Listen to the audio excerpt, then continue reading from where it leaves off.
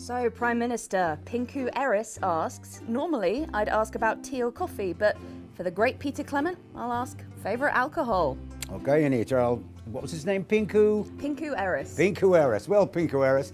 Bishop Tipley's Lightly Poisonous, 1. Urkastani Special Reserve, 2. And a pint of Old Badger Basher. Kenneth would like to know, you're locked in a room with a tie clip, 3 bees, and a slightly elevated sense of self-esteem. What do you do? Well, I would question the life decisions that led me to this weirdly suspicious dilemma. Alfie would like to know, who's better, Jeremy Donaldson or Megan Wolfe? Ooh, Alfie. Well, Donaldson is a terrier yapping at your heels. Megan Wolfe is the best in show business. Impeccable. Lizzie asks, what is your position on how to better regulate the flard industry? Ah, Lizzie, at last. A serious question. Well, I would lower the maximum viscosity of the flagellizing agent and limit the flagellate polymer to no more than 85%. That should prevent any more of the terrible industrial accidents we've been encountering. Also, we could just ban them and bring back WERBs. Although any politician who banned flards would lose the next election by a landslide. Pinku Eris asks, after being on a TV show regarding fixing things, does Peter use those skills and ideas as a much older man? Well, Pinku Eris, I like to think that where I used to fix the cabinets, now I fix the country. And believe me, the cabinets were easier. Question from Chu. For how long did you work with Graham Bannon, and what were your first impressions of him before working with him? Also, considering he suddenly disappeared, how do you feel about that, knowing that you've worked with him for a while? Chu. I wasn't surprised when he disappeared. Graham made a lot of enemies. A lot. Mainly due to his personality and his morality, or lack thereof, and his awful moustache. Question from Gloria. How is your health going? You know, since you drink a lot. Also, unrelated question too, but what was your favourite thing you crafted on Just the Job? Gloria, you cheeky cow. I'll have you know I drink exactly the right amount. On your unrelated matter, the best thing I built was this very unit you see here, which I still use to this day. Solid workmanship. A question from Lizzie. Who do you think uses more foul language on television, you or Jordan Rankley? Well, that prick can right off. Autumn asks, hey bestie, what would you be doing instead if Advance had not won the election? Oh, well, I would be sitting on a San Palmerino beach with Mrs. C, enjoying an early retirement. Lizzie asks, if you could have dinner with anyone, living or dead, who would it be? Well, Lizzie, if I could have dinner with anyone living or dead, I think I would like to sit down with the late, great Isambard Kingdom Brunel and discuss how to build bridges, especially between people. A question from Lobster Gorn. If Peter Clement was trapped on an island, what would he take? Lobster Gorn. Mrs. C, obviously. Lizzie asks, how many times have you won Sports Board? F***ing loads. That's what's so brilliant about it. Question from Danny. Why did you call yourselves Advance? Oh, Danny, we called ourselves Advance because we want to get the country out of the rut it's been in for the last 100 years and start moving forward again, together, with no man left standing behind, as we used to say in Coneslava. We've got a question here from someone who people call Lox, L-O-X, like the smoked salmon. Lox says, hey Peter, first of all, I really, really love your show. I learn all sorts of carpentry magic from it alone. I have just one question for you. Since you can fix anything and everything, do you know how to fix my marriage? My wife and I have been arguing about things, and I wanted to clear something up with her.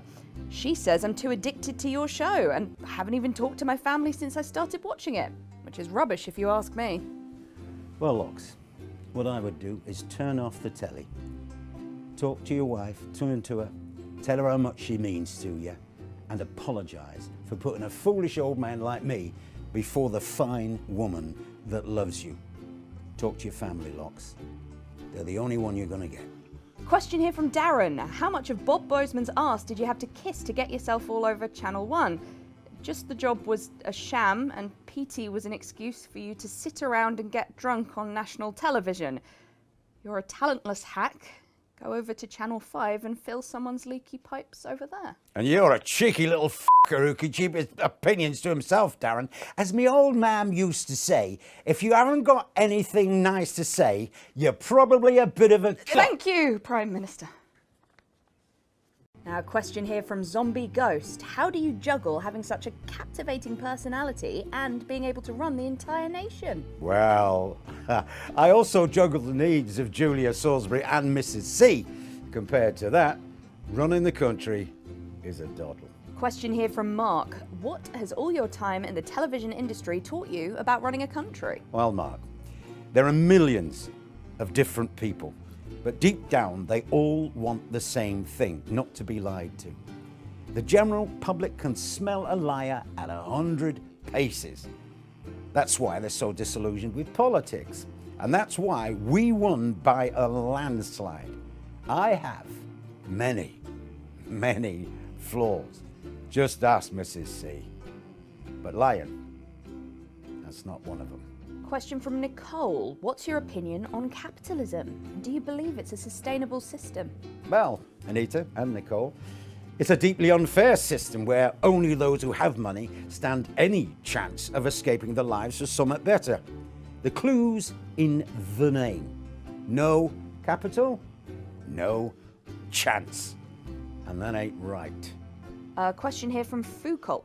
Sure, you may have a potty mouth, but what is your favourite swear word of them all? Well, Foucault, obviously, my favourite word is f***, because it can be used in multiple linguistic manners. For instance, as a noun, that f***er is a stupid fuck.